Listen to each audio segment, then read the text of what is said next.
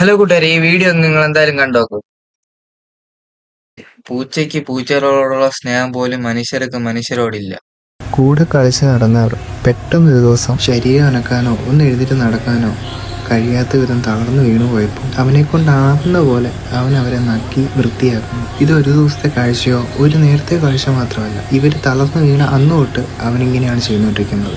കൂടപ്പിറപ്പുകളല്ലേ, തൻ്റെ കൂടെ ജനിച്ചവരല്ലേ. നമ്മൾ തളർന്നു കിടന്ന പൂച്ചയെ അതിന്റെ സഹോദരനായ വേറൊരു പൂച്ച ഒന്ന് സഹായിക്കണം. ഇതുപോലുള്ള സ്നേഹം പോലും മനുഷ്യർക്കില്ല. മനുഷ്യരാണ് ഈ നിറം, ജാതി, മതം, പാർട്ടിയുടെ പേരിൽ ചുമ്മാ തമ്മിൽ തമ്മിൽ അടിച്ച് ചാവുകയാണ്.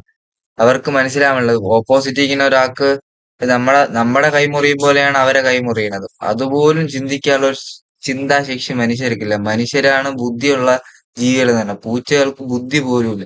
എന്നിട്ട് അതിനോടുള്ള ആൾക്കാരോട് അതിന് സ്നേഹമുണ്ട്. പക്ഷെ മനുഷ്യർക്ക് മനുഷ്യരോട് പോലും സ്നേഹമില്ല. ഇപ്പൊ തന്നെ കണ്ടില്ലേ, അപ്പനും അമ്മയും മക്കളെ കൊണ്ട് കളയുന്നു, മക്കളാണെങ്കിൽ അപ്പനും അമ്മയും കൊണ്ട് കളയുന്നു. ഇപ്പൊ ഒരു കൊച്ചിനെ വരെ കൊണ്ട് കളയും. ഇവരൊക്കെ എങ്ങനെ രക്ഷപ്പെടുമെന്നാണ് ഞാൻ ആലോചിക്കുന്നത്.